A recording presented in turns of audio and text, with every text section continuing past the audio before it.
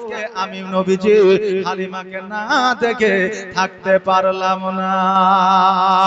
ও কি শুনেছি কিতাবের লেখা, নবী ছাড়াই আমার জীবন ফাঁকা গো। জোরে বলেন সুবহানাল্লাহ। ও কি শুনেছি কিতাবের লেখা,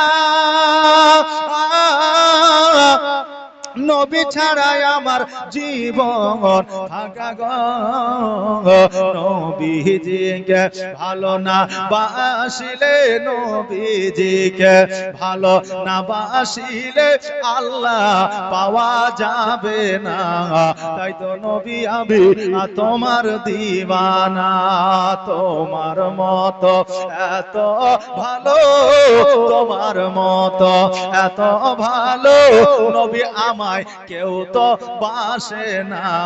তাই তো নবী আমি তোমার দিওয়ানা, তোমার মতো এত ভালো, তোমার মতো এত ভালো কেউ তো আমায় বাসে না। তাই তো নবী আমি তোমার দিওয়ানা। হালিমা আমার আমিনা রাদিয়াল্লাহু তাআলা আনহাকে বলে, আমিনা ও বোন শোনো রে, আমার নবী যখন আমার দিকে তাকিয়ে যায়, আমাকে তোমার সন্তানটিকে কি একবার দিবা? আমি একবার কোলে নিয়া আমার পেরেশানি দূর করতে চাই। আমিনা বলতেছে, হালিমা এত তাইফবাসীরা আইলো, আমার নবী কারো দিকে তাকাইলো না। আজকে তোমার দিকে যখন তাকিয়েছে, তোমার টাকা থাক, পয়সা থাক, ধন থাক, সম্পদ থাক আর না থাক, আমি আমিনা আমার সন্তানকে তোমার কোলে উঠাইয়া দিব। ও হালিমা তুমি চিন্তা করিও না রে বোন, আজকে আমার সন্তানকে তুমি কোলে উঠে নাও, আর আমি ঘরের মধ্যে যাব, আর ঘরের মধ্যে যাওয়ার পরে আমি দুইটা খেজুর নিয়ে আসব। আগে তুমি খেজুরটা খাও আর তোমার ক্ষুধাটা নিবারণ করো। তোমার স্বামীকে একটা দাও, তুমি একটা নাও, আর তোমার মুখখানা শুকনা হয়ে আছে, একটু পানি দিয়ে ভিজা নাও। আমিনা বলতেছে, হালিমা আমি দেখে বুঝতে পারছি তুমি অনাহারে আছো। আমার নবীজিকে হালিমার কোলে উঠাইয়া দিলে, আমিনা ঘরের মধ্যে গেলে দুইটা খেজুর নিয়ে আসলে হালিমাকে যেন দিয়ে দিলে, আর হালিমা ওই খেজুর দুটা না খাইয়া যেন আঁচলের মধ্যে বাঁধতেছে। আমিনা বলে, হালিমা খেজুর দুটা দিলাম তোমাকে খাওয়ার জন্য, আঁচলের মধ্যে বাঁধতেছ কারণ কি? হালিমা দুই চোখের পানি ছেড়ে দিয়ে বলে, বোন আমিনা রে, আজকে আমি আর স্বামী শুধু অনাহারে না, আমার বাড়িতে আমার একটা সন্তান আছে যার নাম হলো যমুনা। আজকে ওই সন্তানটিও অনাহারে আছে। বলো আমিনা, আমি মা হইয়া আমি সন্তানকে ক্ষুধার্ত রাখিয়া আমি হালিমা কেমন করে খাইতে পারি? আরে বাবারা, জগতের মধ্যে যার সন্তান আছে, কোন মা সন্তানকে ক্ষুধার্ত রাখিয়া খাইতে পারে না। মা এমনই অমূল্য রত্ন, যেই মা সন্তানের জন্য রাত অতিবাহিত করে দিয়েছে, দিন হইতো অতিবাহিত করে দিয়েছে, নিজের সব বাতিল করে দিয়েছে। মা নিজের পছন্দনীয় খাবার সন্তানের জন্য খায় না, কারণ এই খাবারটা খাইলে আমার সন্তানের হয়তো পায়খানা হবে, এই খাবারটা খাইলে আমার সন্তানের হয়তো জ্বর হয়ে যাবে, এই খাবারটা খাইলে আমার সন্তানের হয়তো পেটে লাগবে। নিজের মন চাইছে, নাফস চাইছে, খাবারটা খায়, কিন্তু সন্তানের দিকে তাকাইয়া মা খাবার খায় নাই। জোরে বলেন সুবহানাল্লাহ। এই আমার যুবক ভাইরা, ওই মাকে বৃদ্ধ বয়সে কেমন করে কষ্ট দাও, ওই মাকে বৃদ্ধ বয়সে বৃদ্ধাশ্রমে কেমন করে রেখে আসো, ওই মাকে কেমন করে উঁচু গলায় কথা বলো, যে মায়ের পায়ের তলে আল্লাহ নিজেই জান্নাত দিয়েছে। জোরে বলেন সুবহানাল্লাহ। যার পায়ের তলে জান্নাত থাকে, সে কি কোনোদিন অমূল্য হতে পারে? যার পায়ের নিচে আল্লাহ জান্নাত দিয়েছে সে কোনোদিন অমূল্য হতে পারে না। আরে আমার যুবক ভাইরা, ওই মায়ের মতো দরদি পৃথিবীর মধ্যে বিনা স্বার্থে ভালোবাসতে বলা একজনই আছে, যার নাম হলো মা। ওই মাকে যদি কষ্ট দিয়ে দাও, ওই মাকে যদি দুঃখ দিয়ে দাও, ওই মাকে যদি ব্যথা বেদনা দিয়ে দাও, যতই ইবাদত করো না কেন, যতই হজ করো না কেন, যতই দান খায়রাত করো না কেন, যতই গরিবের বিয়ে দিয়ে দাও না কেন, কোন উপাসনা আল্লাহর দরবারে কবুল হবে না। তাই যুবকরে, মা বাবার সঙ্গে নাফরমানি করিও না, মা বাবার সঙ্গে বেয়াদবি করিও না। এই কথা আমি বলছি। অনেক যুবক হয়তো আমার উপরে রাগছে যে মৌলবি শুধু মা বাবার ব্যাপারে বলছে, আমাদের ব্যাপারে বলে না। কারণ অনেক পরিবার আছে মা বাবা সন্তান দেখতে পারে না, সন্তান মা বাবা দেখতে পারে না। 100-র মধ্যে 99টা পরিবারে সন্তানের সঙ্গে বাপের মিল নাই, বাপের সঙ্গে সন্তানের মিল নাই। সবচাইতে বোঝা যায় এখন সবচাইতে বড় দুশ্মন হলো বাপের জন্য বেটা, বেটার জন্য বাপ। এখন 99টা বাড়িতে দেখা যায়। আমি বলবো বাবারে, সন্তান যেমন বাপ মাকে কষ্ট দিতে পারবে না, শরীয়তে কোনো জায়গায় লেখা নাই, তেমনি বাপ মাও সন্তানের হক মারতে পারবে না। সন্তান বাপ মাকে কষ্ট দিয়ে যেমন জান্নাতে যাবে না, বাপ মাও সন্তানের হক না বুঝায় দিলে ওই বাপ মাও কিয়ামতের দিন জান্নাত পাবে না। এই জন্য প্রত্যেকের একটা একটা করে হক আছে, প্রত্যেকেরই হক আদায় করতে হবে। হক আদায় ছাড়া জান্নাতে যাওয়া সম্ভব নয়। তবে বাবা যুবক, তুমি যে মনে করো আমার বাপ আমার দুশমন, আমার মা আমার দুশমন, আজকে তোমার বাপ মা যদি তোমার জন্য দুশমন হইতো, ছোট্ট কালে নিজের রক্ত খাওয়াইয়া, ছোট্ট কালে নিজের বাপ খালি পায়ে গরমে মাঠে না যাইয়া তোমাকে সেই দিনই পুকুরে ফেলাইয়া দিত। কথা ঠিক না ভুল? ভালোবাসে রে, এই জন্য তোমাকে লালন পালন করে বড় করেছে। বাপ মা যতই কষ্ট দেখ না কেন, তোমাকে শরীয়তে বাপ মায়ের উপরে কথা বলার হুকুম কোন কিতাবে দেয় না। আজকে মায়ের মতো আপন কেউ আপনার হবে না। ও বাবারে ভাইরা, আমার হালিমা তো সাদিয়া রাদিয়াল্লাহু তাআলা আনহা বলতেছে, ওরে আমিনা, আজকে আমার একটা সন্তান বাড়িতে ক্ষুধার্ত আছে, আমি কেমন করে আমার সন্তানকে ক্ষুধার্ত না গিয়া আমি হালিমা খাবার খাইতে পারি? আমি হালিমা ওই সন্তানকে কেমন করে ক্ষুধার্ত রাখতে পারি?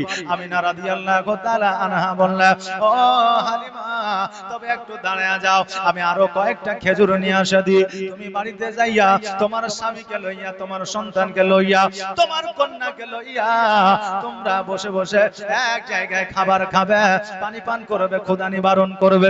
আমার আমিনা বাড়ির মধ্যে গেলে, বাড়ির মধ্যে যাওয়ার পরে খেজুর নিয়ে আসা আমার হালিমা রাদিয়াল্লাহু তাআলা আনহার কাছে আপনারা উঠায়া দিলেন। আমার নবীজি হালিমার কোলে ছিলেন। হালিমা আমিনার কাছ থেকে বিদায় নিয়ে যেন বাবা উটের পৃষ্ঠে চেপে গেলেন। উটের পৃষ্ঠে চেপে যাওয়ার পরে নিজের স্বামী হারিসকে বলতেছে, স্বামী গো, এবার উটের লাগামখানা ধরে টান দাও। আব্দুল মুত্তালিব বলে, হালিমা, আজকে তুমি আমার পোতাকে নিয়ে যাও লালন পালন করার জন্য। হালিমা একটা কথা কান দিয়ে শোনো রে মা, আজকে আমার নবীজির আব্বা নাই জগতের মধ্যে, কথা দাও, কথা দাও, আমার পোতা যেন কোন রকমের কষ্ট ব্যথা বেদনা না পায়। হালিমা বলতেছে, আব্দুল মুত্তালিব শোনেন গো, আমি যতদিন পর্যন্ত পৃথিবীর মধ্যে বেঁচে আছি, যতদিন পর্যন্ত হায়াতে আছি, সুস্থ আছি, ততদিন পর্যন্ত আমি নবীর কোন কষ্ট হইতে দিব না। ও মাঝি পাল তুলে দে, আর হেলা করিস না, ছেড়ে দে নৌকা মাঝি, যাব মদিনা। জোরে বলেন মারহাবা। একটা আওয়াজ দিয়ে বলেন না ইয়া রাসূলুল্লাহ, আর একটা আওয়াজ দিয়ে বলেন মাশাআল্লাহ। ও মাঝি পাল তুলে দে, আর হেলা করিস না, ছেড়ে দে নৌকা মাঝি যাব মদিনা ছেড়ে দে নৌকা মাঝি যাব মদিনা মক্কায় নবী এলো মায়া মিনার ঘরে হাসিলে হাজার মানি কাঁদিলে মুক্তা ঝরে জোরে বলা যাবে না সুবহানাল্লাহ আর একটা আওয়াজ দিয়ে বলা যাবে না সুবহানাল্লাহ মক্কায় নবী এলো মায়া মিনার ঘরে হাসিলে হাজার মানে কাঁদিলে মুক্তা ঝরে দয়ার নবী যার সহায় দয়ার নবী যার সহায় তার কিসের ভাবনা ছেড়ে দে নৌকা মাঝি যাব মদিনা ছেড়ে দে নৌকা মাঝি যাব মদিনা ও মাঝি নৌকা ছেড়ে দে ও মাঝি নৌকা ছেড়ে দে আর দেরি করিস না ছেড়ে দে নৌকা মাঝি যাব মদিনা হালিমা নিজের স্বামীকে বলে স্বামী গো এবার উটকানের লাগাম খানা ধরে টান্দা তাইফের দিকে রওনা হয়ে যা আরে যেন উটের লাগাম ধরে টান্দা কিন্তু ওট যেন আগাই না একটা ধাপও যেন ফেলাই না ওট আল্লাহকে ডাক দিয়ে বলে আল্লাহ আজকে আমার জবানটা তুমি খুলে দাও আমি একবার হারিসের সঙ্গে কথা বলতে চাই আল্লাহ বলে ওট রে আমি আল্লাহ আমার মহিমা বোঝা বড় দা যাও যাও যাও আমি তোমার জবান খুলে দিলাম মানুষের মতো কথা বলে নাও ও ডাক দিয়ে বলে হারে আজকে আমার লাগাম ধরে তুমি টান দিও না এই জন্য টান দিও না কেন না আমার পৃষ্ঠে যে বসে আছে ওই সন্তানটা জগতের সাধারণ সন্তান নয় ওই সন্তানটা হলো সারা জাহানের বাদশা অতএব তুমি তাকে পেছনে নিয়ে বসে আছো যতক্ষণ পর্যন্ত আগে না দিবা আমি উট আগে যাব না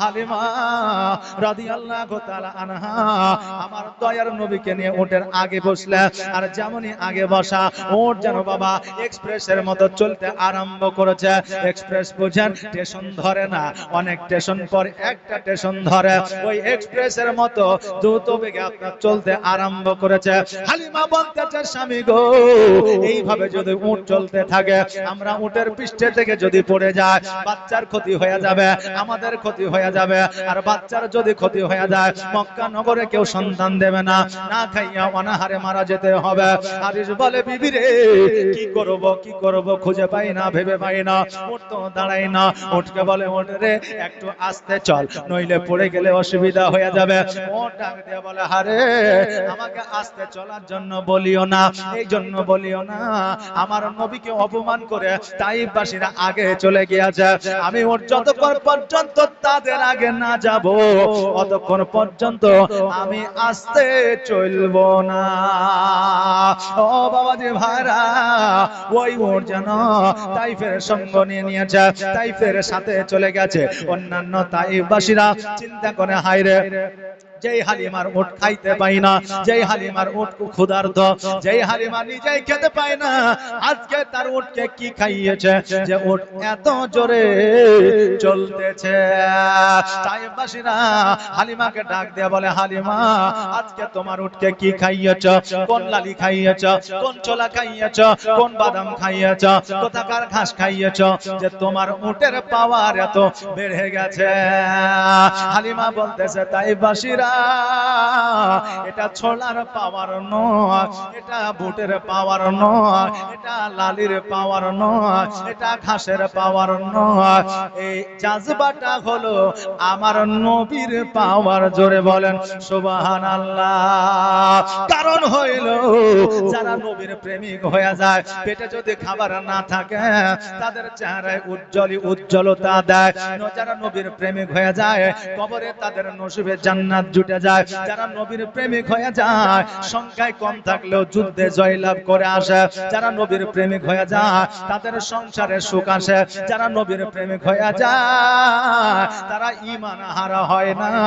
এক কথা, নবীর প্রেমিক যারা হয় আল্লাহর খাস বান্দা রূপে দাঁড়ায়া যায়।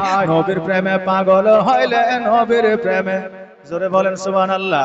আর নবীর প্রেমে পাগল হইলে, নবীর প্রেমে পাগল হইলে আমার আল্লাহ তাআলা খুশি।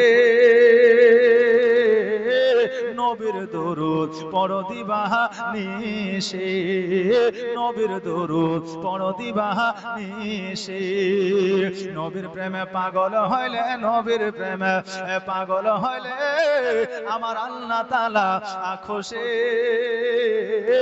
নবীর দরুদ পড়ো দিবাহা নিশি, নবীর দরুদ পড়ো দিবাহা নিশি। ও কি নবীর প্রেমে পাগল হইলে আমার আল্লাহ তাআলার দিদার মিলে গো। থাকো যদি যদ বাহালে, থাকো যদি আজদ বাহালে হইয়া প্রেম উদাসে। নবীর দরুদ পড়ো দিবাহা নিশি, নবীর প্রেমে পাগল হইলে, নবীর প্রেমে পাগল হইলে আমার আল্লাহ তাআলা খুশি। নবীর দরুদ পড়ো দিবাহা নিশি, নবীর দরুদ পড়ো দিবাহা নিশি। ও বেরাদার, নবীর যদি প্রেমিক হওয়া যায় কবরের মধ্যে আমাদের প্রশ্নের উত্তর আসান হয়ে যায়। জোরে বলেন সুবহানাল্লাহ। হালিমা ওই উটকে লইয়া আমার নবীজিকে কোলে লইয়া যখন হালিমা নিজের বাড়ির মধ্যে প্রবেশ করছে, দেখছে যেন যে হালিমার বাড়িতে খেজুর ধরতো না, ওই হালিমার খেজুর কাছে খেজুর ধরে পেকে পেকে জমিনের মধ্যে পড়েছে। জোরে বলেন সুবহানাল্লাহ। যেই হালিমার ছাগল বকরিতে দুগ্ধ দিত না, ওই হালিমার বাড়িতে হালিমার ছাগল বকরিতে দুগ্ধ দিতে আরম্ভ করেছে। আমার হালিমা বলতেছে, স্বামী গো, আমি রাত্রে বেলায় স্বপ্নটা যেটা আমি দেখেছি আজকে আমার স্বপ্নটা বাস্তবায়িত হয়েছে। জোরে বলেন সুবহানাল্লাহ। আমার হালিমা রাদিয়াল্লাহু তাআলা আনহা উনি বাবা অনেক খুশি, অনেক খুশি। বাড়িতে যাওয়ার পরে নিজের স্বামীকে আমার নবীকে উঠায়া দিলে, বলে স্বামী গো, মুহাম্মদ সাল্লাল্লাহু তাআলা আলাইহি ওয়াসাল্লামকে একটু কোলে নিয়ে আপনি বাইরে থেকে ঘুরে আসেন, আমি ততক্ষণ আমার সন্তানের জন্য একটা দোলনা বানায়া নি। তখনকার বাবা দোলনা ছিল কাপড়ের দোলনা, চাদরের দোলনা, এক চালে দুই ধার বেঁধে দিত, আর এক চালে দুই ধার বেঁধে দিত, বাচ্চাকে শুয়ে দিত, দোলনা দিয়ে দিত, বাচ্চা ঘুমায়া থাকতো। আমার হালিমা নিজের চাদর দিয়া দোলনা বানাইতে আছে। আর আজকে বর্তমানে ওই চাদরের দোলনার প্রয়োজন হয় না, বাজারে গেলে 2000, 2500, 3000 দিয়া দোলনা পাওয়া যায়, বাড়িতে নিয়ে আসা হয়। আর ওই দোলনায় এত আপনার মিউজিক সিস্টেম আছে, লাইটিং সিস্টেম আছে। ওই লাইটিং মিউজিক সিস্টেম থাকার পরেও, ব্যাটারি সিস্টেম থাকার পরেও দোলনা দিতে হয় না। বাচ্চাকে ঘুমায়া দিলে ওই দোলনাতে বাচ্চা ঘুমায় না। আগের যুগে মা আঁচল দিয়ে দোলনা বানায়া দিত, আর ওই বাচ্চাকে ওই দোলনাতে ঘুমায়া দিয়া একবার দোলনা দিয়ে দিত, মা জওয়ারাটা যাতে পিছাই করত, আপনার ঢিকির মধ্যে চাল বার করত, বাচ্চা আরামদায়ক ভাবে ঘুমাতো। এখন বর্তমানে হাজার হাজার টাকা দিয়ে দোলনা কিনে এনেছে, বাচ্চা ঘুমায় না। এখান থেকে এটাই বোঝা যায় যে মায়ের আঁচলের দোলনায় যে স্বাদ ছিল কোটি কোটি টাকার দোলনায় পাওয়া যায় না। মা জননীর আঁচলের নিচে যে শান্তি আপনি পাবেন পৃথিবীর কোন জায়গায় সে শান্তি পাওয়া যাবে না। এই জন্য বলছেন মায়ের দিলেতে ব্যথা কখনো দিও না, কখনো দিও না, মায়ের দিলেতে ব্যথা কখনো দিও না, কখনো দিও না। আর মায়ের দুয়ায় পাওয়া যাই গো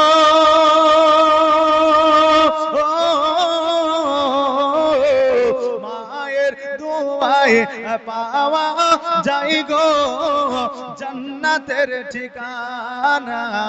মায়ের দিলেতে ব্যথা কখনো দিও না, কখনো দিও না, মায়ের দিলেতে ব্যথা কখনো দিও না, কখনো দিও না। দেখো দুঃখে দুঃখে নীরবে আর ছেলের খুশির তরে মা মরতে রাজি হবে। জোরে বলেন সুবহানাল্লাহ। দেখো দুঃখে দুঃখে নীরবে আর ছেলের খুশির তরে মা মরতে রাজি হবে। আর জীবন দিলেও শোধ হবে না,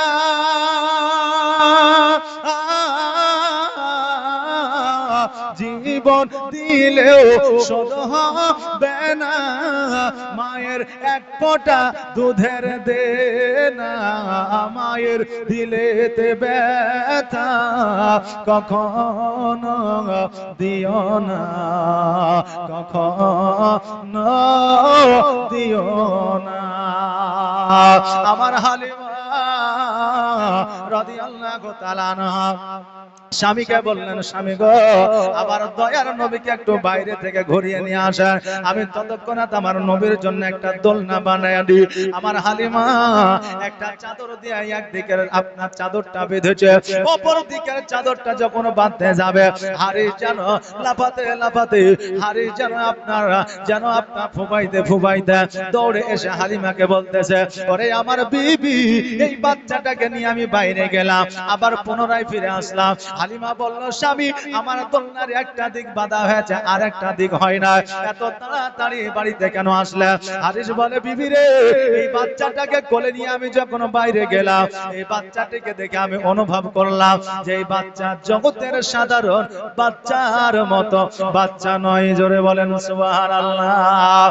হালিমা মিচকে হাসি দিয়া বলতেছে, স্বামী গো কি এমন অলৌকিক দৃশ্য দেখলে যে জগতের সাধারণ বাচ্চার মতো বাচ্চা নয় মনে হলো? হারিস বলতেছে, বিবি রে আমি যখন বাচ্চাটিকে নিয়ে বাইরে গেলাম ওই বাচ্চার একটা হাত ছুটে গিয়েছিল, ওই হাতটা ছুটে গিয়ে যখন দলতেছিল আমি লক্ষ্য করলাম ওই বাচ্চার হাতের সাথে সাথে আকাশের সূর্য পর্যন্ত দলতেছিল। জোরে বলেন সুবহানাল্লাহ। ও হালিমা শুধু আকাশের সূর্য নয় রে, জমিনের মধ্যে যত খেজুর গাছগুলো ছিল ওই খেজুর গাছগুলো শুদ্ধে আমার দয়ার নবীর হাতের সাথে সাথে দুলতেছিল। জোরে বলেন সুবহানাল্লাহ। হালিমা বলতেছে, স্বামী গো আপনি তো এতক্ষণে বুঝলেন, কিন্তু আমি মক্কা নগরে আমি আমিনার কাছে আমি বুঝে গিয়েছিলাম এই সন্তান জগতের সাধারণ সন্তান নয়। আমার হারিস বলতেছে, ওই আমার বিবি বলো বলো কি এমন অলৌকিক দৃশ্য তুমি দেখেছ, বলো বলো কি এমন ঘটনা তুমি দেখেছো? হালিমা বলতেছে, স্বামী গো খোদার কসম করে বলি আমার দয়ার নবীকে যখন আমি বুকে উঠে নিলাম, বুকে উঠে নেওয়ার পরে আমার একটা স্থান পরিষ্কার করিয়া যখন আমার দয়ার নবীকে দুধ পান করার জন্য যখন দিলাম, খোদার কসম করে বলি গো স্বামী সেই তখন থেকে আমি হালিমা আমার কোন রোগ বালা না, যত রোগ বালা ছিল সমস্ত রোগ বালা আমার নবীর ওসিলায় দূর হয়ে গেছে। জোরে বলেন সুবহানাল্লাহ। ওগো প্রাণের স্বামী, আজকে একটা স্তন দুগ্ধ পান করায়া যখন অপর স্থানে লাগাইলাম, এত চেষ্টা করার পরে ওই বাচ্চা দ্বিতীয় স্তন পান করে না। আমি বুঝে নিলাম আজকে তার দুধ ভাইকে ফাঁকি দিতে চাই না। আমি বুঝে নিলাম আজকে তার দুধ ভাইয়ের হক মেরে খেতে চাই না।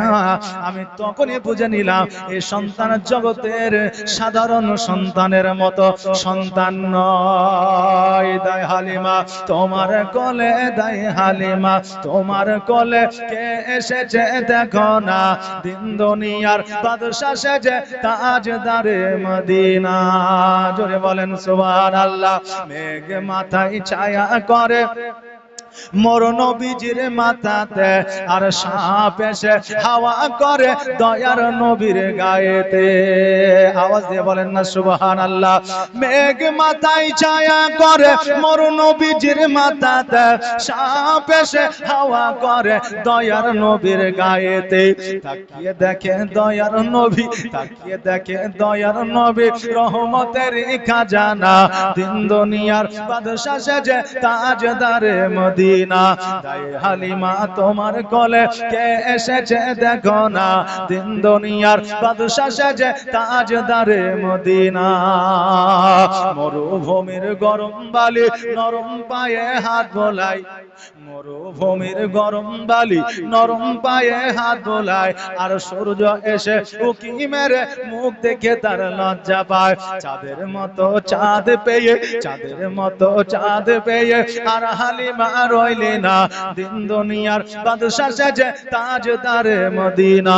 তাই হালিমা তোমার কোলে কে এসেছে দেখো না, দিন দুনিয়ার বাদশা সেজে তাজদারে মদিনা।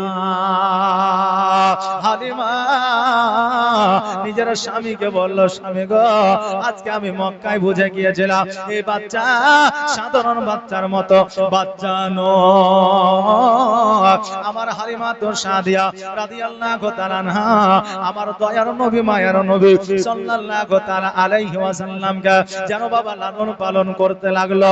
হালিমা বলেছিল, শোনো রে, আমার নবী যেই দিন থেকে আমার বাড়িতে এসেছিল, খোদার কসম করে বলি সেই দিন থেকে আমার বাড়িতে কোনো অভাব অনটন ছিল না। সেই দিন থেকে আমার বাড়িতে কেউ ক্ষুধার্ত আপনার ঘুমায় না। নবী আমার শৈশবকালে রাত্রি বেলায় বিছানায় ঘুমায়া আছে, এইদিকে বাবা মধ্যরাত্রি হয়েছে। আপনার হালিমাতু সাদিয়া রাদিয়াল্লাহু তাআলা আনহার একটা কন্যা সন্তান ছিল। ওই কন্যা সন্তান রাত্রি বেলায় যখন হাজাতের উদ্দেশ্যে উঠেছে, প্রস্রাবের উদ্দেশ্যে উঠেছে, ওঠার পরে মধ্যরাত্রিতে লক্ষ্য করে দেখছে যেন কেউ নাই, কেউ নাই, সবাই যেন ঘুমায়া আছে। আর আমার দয়ার নবী যেন আলোকিত হইয়া আকাশের দিকে তাকায়া যেন কার সাথে খেলা করতেছে। জোরে বলেন সুবহানাল্লাহ। হালিমার কন্যা আমার নবীজিকে লক্ষ্য করে দেখলেন যেন যে আমার নবীর সঙ্গে আর কেউ খেলা করে না। আমার নবীর সঙ্গে যারা খেলতেছিল তারা ছিল আল্লাহর ফেরেশতা। জোরে বলেন সুবহানাল্লাহ। যেই নবীর সঙ্গে আল্লাহর ফেরেশতারা পর্যন্ত খেলা করে, সেই নবীর সাথে মোদের কেমন করে তুলনা হয়? আমার নবীর সঙ্গে হবে না কারো তুলনা। আজকে কেন কিয়ামত পর্যন্ত হবে না? নবী আমার আলা, নবী আমার বড়, তাই নবীর সাথে তুলনা পৃথিবীর কারো সাথে হবে না। নবীর সাথে তুলনা পৃথিবীর কারো সাথে হবে না। আজকে পৃথিবীর মধ্যে নবীর সাথে তুলনা তো দূরের কথা, নামটাই তো ঠিকঠাক রাখতে জানে না। নাম ঠিকঠাক রাখতে জানে না। আর আপনার নামাজ রোজার তো পদ্ধতি নিয়ম তো জানেই না। এখন বর্তমানে কিছু যুবক আছে বুঝলেন, বিয়ে করার 6 মাস আগে মসজিদে আসে, বিয়ে হয়ে গেলে ওই যুবককে আর খুঁজে পাওয়া যায় না। বলে হ্যাঁ রে কুদ্দুস কোথায়? বলে কে জানে বিয়ে করেছে, শ্বশুর বাড়িতে ছিল, 6 মাস বিয়ে হয়েছে, এখন মনে হয় চেন্নাই আছে। কথা বুঝলেন না? তো আজকাল যুবক কিছু নামাজ পড়ে বুঝলেন, সবাই না, যে আমি যদি মসজিদে যাই নামাজ যদি পড়ি তো লোকে বলবে যে ছেলেটা ভালো নামাজি, ভালো একটা বউ পাওয়া যাবে, ভালো শ্বশুর পরিবার পাওয়া যাবে। আচ্ছা বলেন, সে নিজে আপনার কি বলে ফেসবুকে আপনার নোংরা নোংরা ছবি আপলোড দেয়, আর ও যদি এখন বোরখাওয়ালি বিবি চাইতো পাবে? যে পাবে? জি পাবে না। ও যদি সহি এবং সঠিক হয় তাহলে বিবিও সহি এবং সঠিক পাবে। বেরাদার, তো এই রকম কিছু নামাজি আছে লোক দেখানো বিয়ে করা। তো আপনার একটা জায়গায় জামাই দেখতে গেছে, যাওয়ার পরে সবাই প্রশ্ন করেছে, বাবা জমি চাষ করো না রাজমিস্ত্রি কাজ করো? তো বলে রাজমিস্ত্রি। বলে আচ্ছা বলো তো 1 ঘন্টায় মোটামুটি যদি কাজ করা যায় গাঁথনির, তাহলে কতটা ইট গাঁথা যাবে? তো ও বলে দিয়েছে যেহেতু রাজমিস্ত্রি জানে। এখন মৌলভী সাহেবকে সাথে নিয়ে যাবে, যে মৌলভী সাহেব আপনি কিছু বলেন। তো মৌলভী সাহেব বলছে আমি আর কি বলবো, আর মৌলভীরা যদি প্রশ্ন করে তাহলে দেখবেন হয় সূরা ফাতিহাই ধরবে, আর না হলে নামাজ সম্পর্কে কিছু ধরবে না। কি বলেন? সহজ। তাই বলে কিতাব সম্পর্কে তার ধরবে না, কারণ জানা নাই। তাজবিদ কাকে বলে এটা তো তার জানা নাই, মান্তিক কাকে বলে এটা তো তার জানা নাই, এগুলো তো ধরবে না। তো ওকে বলছে যে বাবা নামাজ টামাজ পড়ো? তো হ্যাঁ পড়ি। জানো? তো বলছে হ্যাঁ জানি। না জানলে তো বলতে হবে জানি, না হলে তো বিয়েটা হবে না। কথা বুঝলেন না? তো বলছে যে কি আর ধরবো? মৌলভী সাহেব বলছে আচ্ছা বলো তো বাবা ফজরের নামাজ কয় রাকাত? তো বলছে হবে 50-60 রাকাত। তো পাগলা কথা, 50-60 রাকাত হচ্ছে, তাইলে 100 বেশি হবে মনে হয়। খ্যাপা কথা, 2 রাকাত হচ্ছে ফরজ আর 2 রাকাত সুন্নাত। আর যদি উজুর নামাজ পড়ো তাহিয়াতুল উজু 2 রাকাত, টোটাল 6 রাকাত। তো বলছে আমাকে পাগলা পেয়েছেন নাকি? মাঠে কাজ কাম থাকলে লাঙ্গল নিয়ে আমরা ভোর রাতে উঠে যাই, বেশি যদি কাজ থাকে। তা আমার বাপ মা ভোর রাতে ফজরের নামাজ পড়তে উঠে, বেশি নামাজ আছে বলেই তো ভোর রাতে উঠে। কথা বুঝলেন না? বেশি নামাজ আছে বলে ভোর রাতে উঠে। বাবা মসজিদে নামাজ জীবনে কোনোদিন পড়েনি, শ্বশুর বাড়ি গেছে জুম্মার দিন, এখন শাশুড়ি বলছে বাবা নামাজটা পড়ে এসো জুম্মার দিন। এখন জামাই দেখছে মান সম্মানে পড়ে গেছে, নতুন একটা লুঙ্গি পিন্ধে চলে গেছে মসজিদে। যাওয়ার পরে ইমামের পিছনে দাঁড়িয়েছে, ইমাম সাহেব একামত আল্লাহু আকবার দিয়ে দাঁড়িয়েছে, সূরা ফাতিহা পড়েছে, তারপরে সূরা মিলিয়েছে, রুকু সেজদায় গেছে।